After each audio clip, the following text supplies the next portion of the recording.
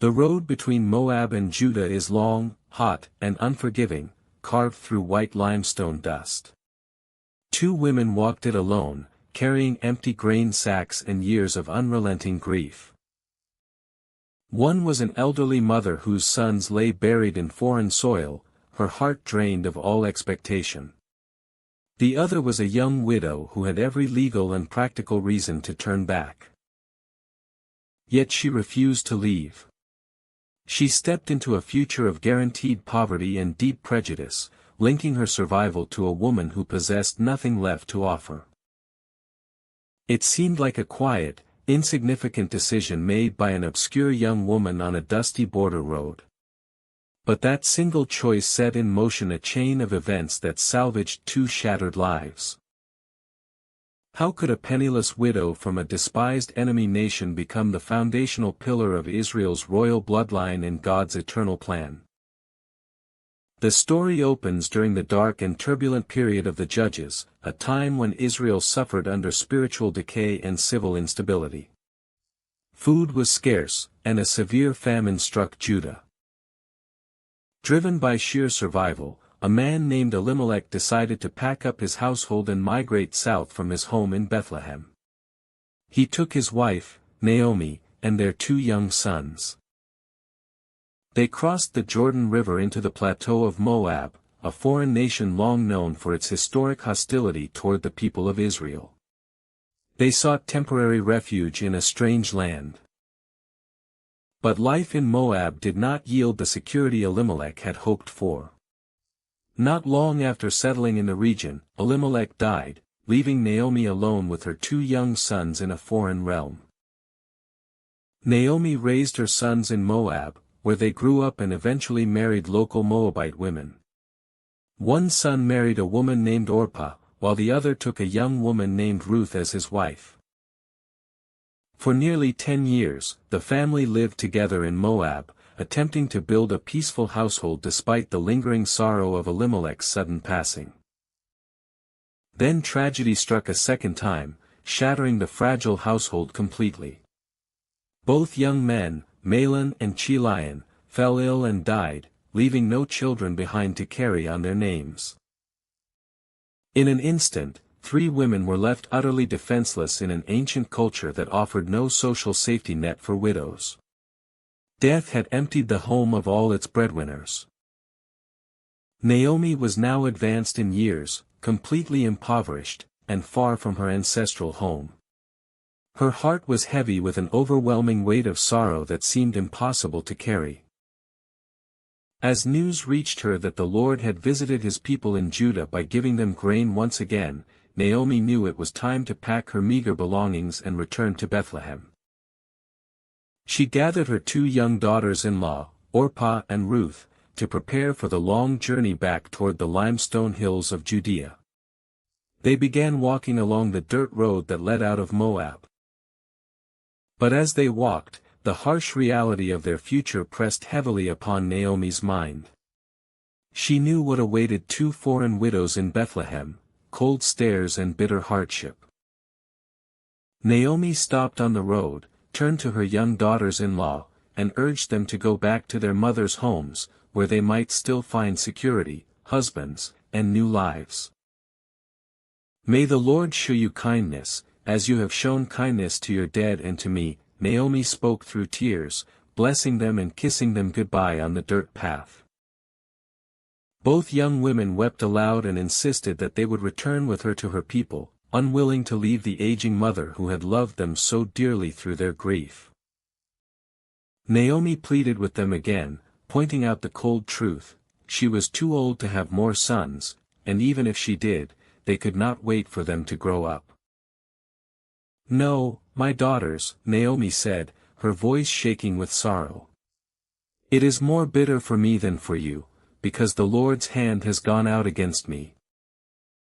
Orpah wept, kissed her mother-in-law goodbye, and slowly turned back toward her village in Moab, choosing the safety and familiarity of her own gods and community. But Ruth stood her ground. She clung tightly to Naomi, refusing to loosen her grip or walk away from the broken woman who had nothing left to offer her. Naomi looked at Ruth and urged her one last time to follow her sister-in-law back to her people and her gods, but Ruth's determination was unshakable. Ruth looked into Naomi's weary eyes and spoke words that would ring through human history as a timeless monument of fierce, selfless devotion. "Do not urge me to leave you or to turn back from you," Ruth declared, her voice steady and resolute amidst the blowing dust of the road. "Where you go I will go, and where you stay I will stay. Your people will be my people and your God my God. Where you die I will die, and there I will be buried. May the Lord deal with me, be it ever so severely, if even death separates you and me." Ruth was not merely making an emotional promise, she was forsaking her nation, her cultural identity, and the gods of her youth to worship the true God of Israel. Seeing that Ruth was fully determined to go with her, Naomi stopped arguing, and the two lonely women continued their long journey together toward the hills of Judah. Day after day, they trudged through dry riverbeds and steep climbs, sharing what little water they had, bound by shared sorrow and unwavering commitment. When they finally arrived in Bethlehem, the whole town was stirred because of them.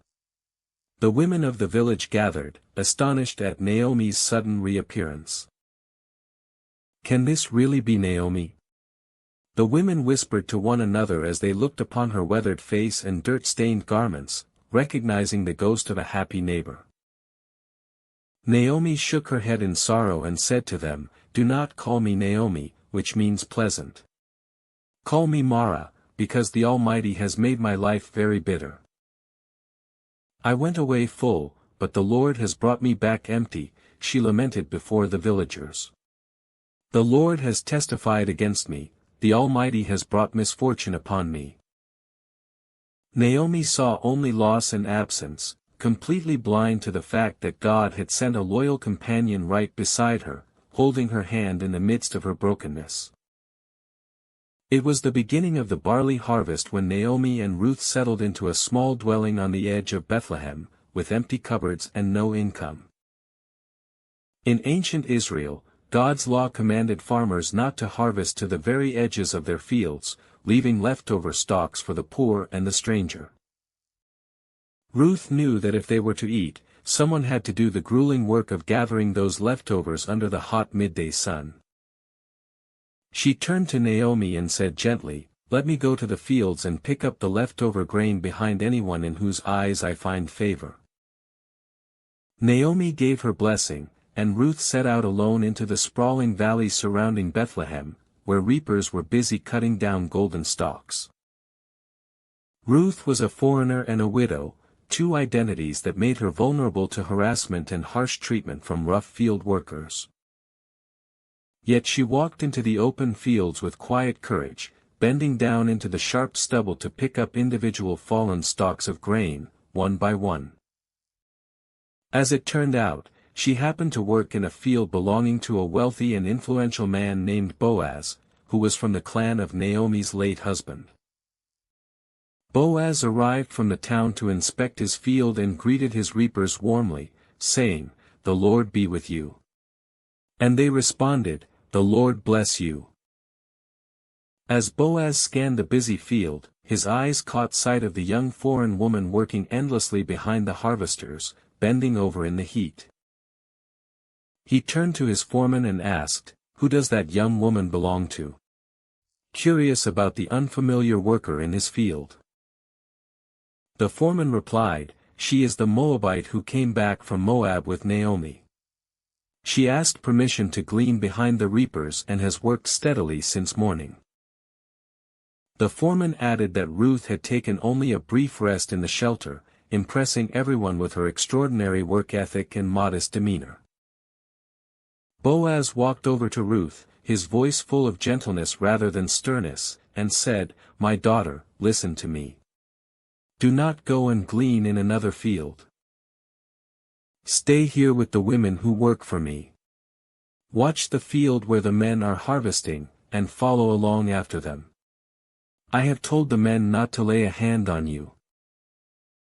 Boaz also told her that whenever she was thirsty, she should go to the water jars and drink from the water the young men had drawn from the town well.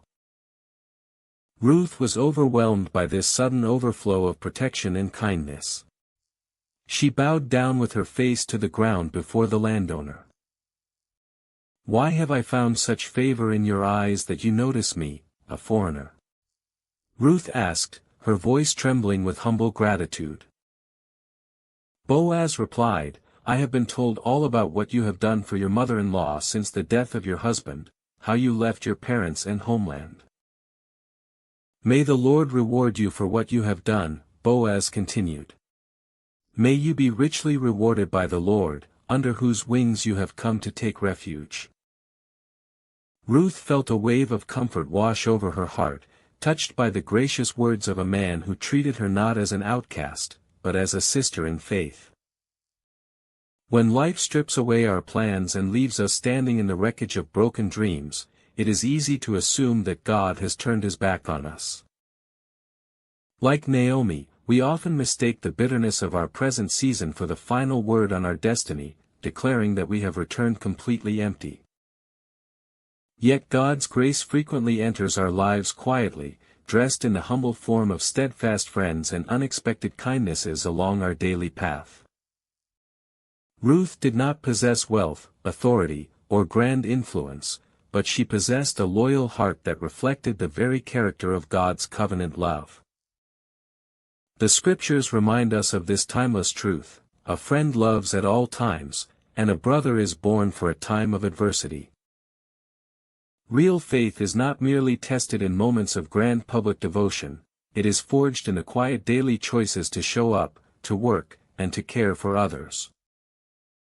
When Ruth stepped onto that dusty field to pick up single stalks of barley, she had no idea that her small act of duty was woven into a divine rescue plan.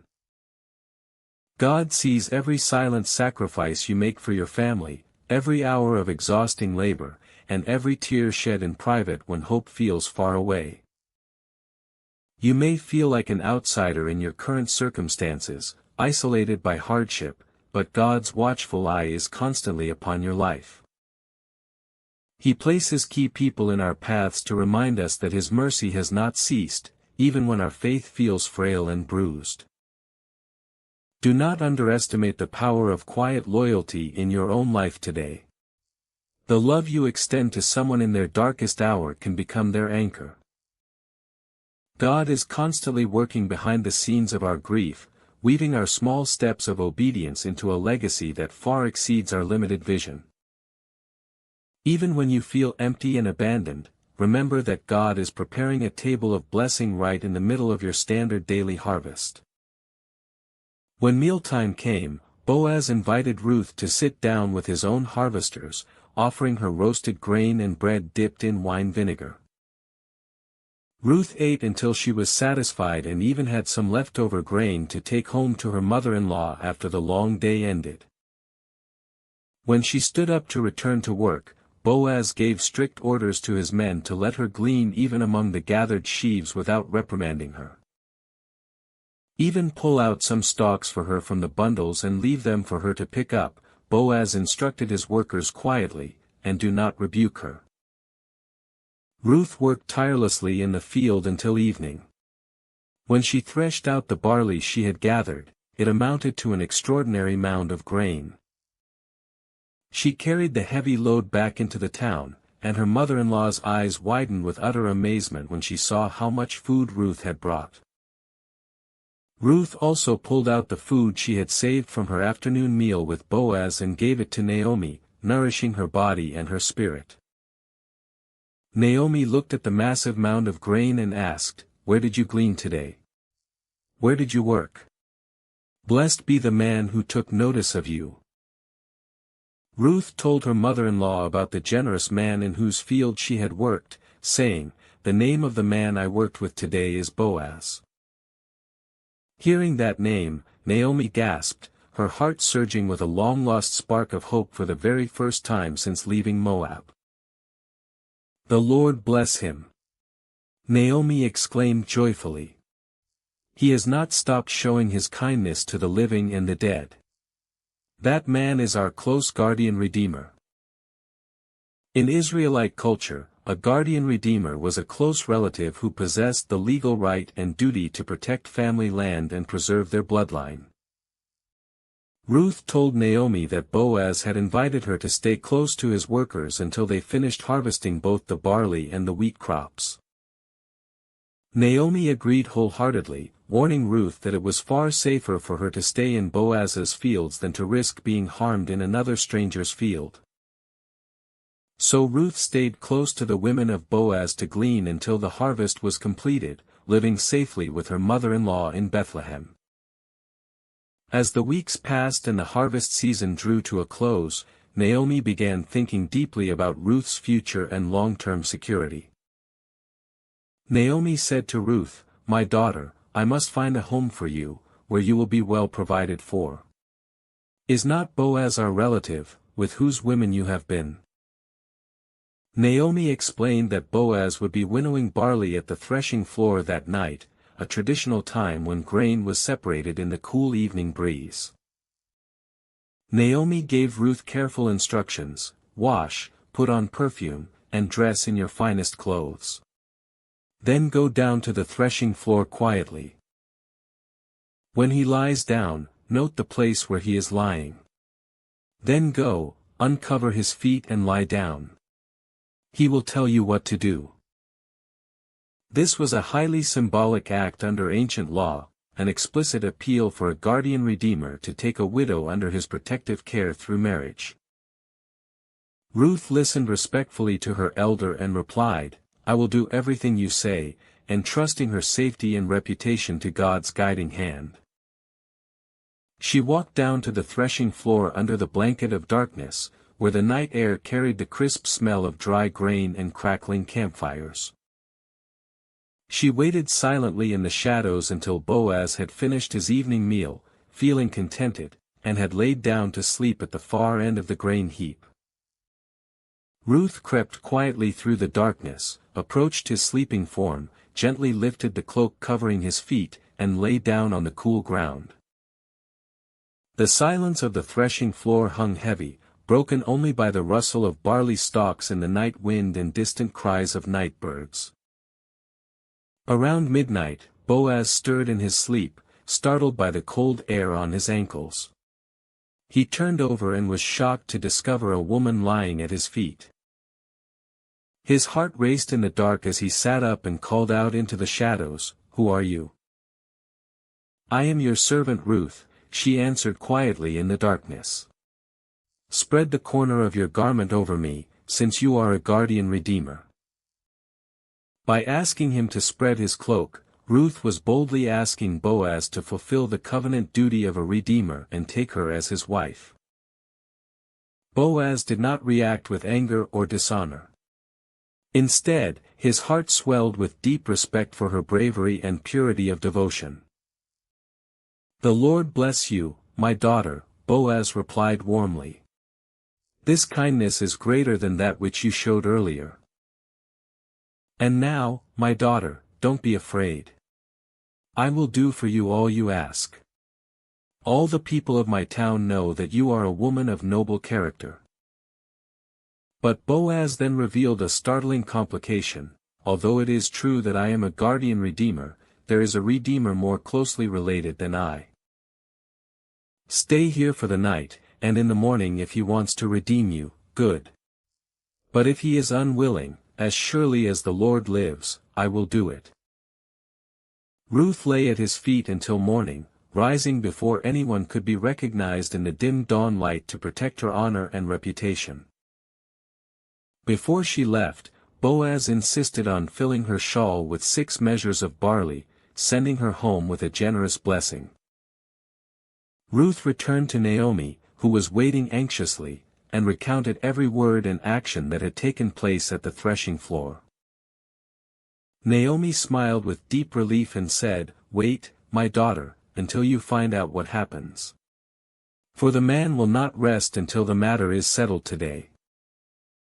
The entire future of both women hung in the balance as Boaz marched directly toward the town gate to face the other relative. Life, legacy, and redemption met at the city gate under the morning sun, where legal rights would decide Ruth's destiny forever. In the courageous story of Ruth and Boaz, we see a stunning picture of what true biblical redemption looks like in action. Ruth came to Bethlehem as an outsider, destitute, weary, and carrying no credentials or social power to bargain for her own future. Yet she put her entire life into the hands of a faithful Redeemer who had both the legal right and a willing heart to pay the cost for her rest. Her famous declaration to Naomi echoes through the centuries as a golden standard of unwavering, self-giving commitment. "Where you go I will go, and where you stay I will stay. Your people will be my people and your God my God." This story points us beyond the dusty fields of Bethlehem to a far greater Redeemer who would walk those same Judean hills centuries later. Just as Boaz spread his cloak over Ruth to offer her shelter, protection, and life, Jesus Christ extends his covering of grace over every broken heart. We were all once spiritual foreigners, stranded in our helplessness, unable to purchase our own freedom or rewrite our painful pasts. But Christ stepped into our poverty, paid the ultimate price at the cross, and redeemed us into the family of God for all eternity. Redemption does not require you to be powerful or perfect, it requires only a willing heart that seeks refuge under the wings of the Lord. God delights in choosing those whom the world overlooks, transforming forgotten stories of grief into monuments of his endless love and mercy. When you yield your life to the great Redeemer, no trial you face is ever wasted, and no season of sorrow is beyond his healing touch. Your past does not define your trajectory when the Redeemer's blanket of salvation covers your life today and forever. Meanwhile, Boaz went up to the town gate and sat down there, where local business transactions and legal agreements were publicly conducted. Just then, the nearer guardian Redeemer he had mentioned came along, and Boaz called out to him, "Come over here, my friend, and sit down." Boaz gathered 10 of the town elders to sit as official witnesses to the transaction, ensuring everything was executed with flawless legal integrity. Boaz stated the matter clearly: Naomi, who has come back from Moab, is selling the piece of land that belonged to our relative Elimelech. "I thought I should bring the matter to your attention," Boaz said. "Buy it in the presence of these seated here. If you will redeem it, do so." The closer relative immediately replied, "I will redeem it," eager to acquire additional land and increase his personal estate in Bethlehem. But then Boaz presented the crucial condition that changed everything: on the day you buy the land, you also acquire Ruth the Moabite widow. "You must maintain the name of the dead man with his property through marriage," Boaz added firmly before the gathered witnesses. Hearing this, the closer relative hesitated, realizing that marrying Ruth and having children with her would divide his own family inheritance. "Then I cannot redeem it," the man declared, "because I might endanger my own estate. You redeem it yourself. I cannot do it." In those days, to legally finalize a redemption or property transfer in Israel, one party took off his sandal and gave it to the other. The closer relative drew off his sandal and handed it to Boaz, publicly relinquishing all his legal rights as guardian redeemer before the elders. Boaz turned to the elders and all the townspeople gathered at the gate, his voice ringing out clear and loud in the morning air. "Today you are witnesses that I have bought from Naomi all the property of Elimelech, Chilion and Mahlon," Boaz declared proudly.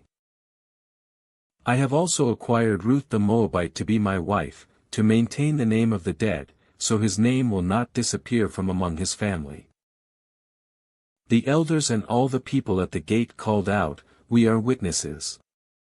May the Lord make the woman coming into your home like Rachel and Leah." So Boaz took Ruth into his home, and she became his wife in the sight of God and before all the people of Bethlehem. The Lord blessed Ruth, enabling her to conceive, and she gave birth to a healthy baby boy, filling the household with laughter. The local women gathered around Naomi, congratulating her and praising God for his incredible goodness in restoring her life. Praise be to the Lord, who has not left you without a guardian redeemer today. The women said to Naomi as they held the child. He will renew your life and sustain you in your old age. For your daughter-in-law, who loves you, is better to you than 7 sons. Naomi took the child in her arms, held him close to her heart, and became his nurse, her days of bitterness transformed into peace. The women living there named him Obed, a name meaning servant or worshipper, recognizing God's hand in his birth.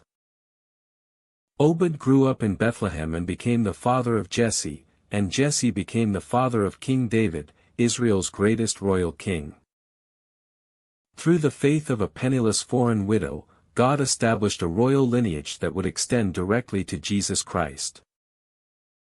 The quiet story of Ruth stands as an eternal reminder that God takes our seasons of deepest grief and weaves them into his glorious redemptive history. In a world driven by self-interest and transient promises, Ruth's unyielding loyalty shows us the quiet beauty of covenant love in action. She arrived in Bethlehem with empty hands, but her trust in the God of Israel opened doors of blessing that restored generations. God never wastes a single tear you shed, nor does he overlook the quiet, unnoticed sacrifices you make out of love for others. You may feel stuck in a season of painful loss, wondering if your best days are far behind you in the shadows of the past. But the same Lord who restored Naomi and elevated Ruth is actively working in your life today, preparing a harvest of hope and purpose.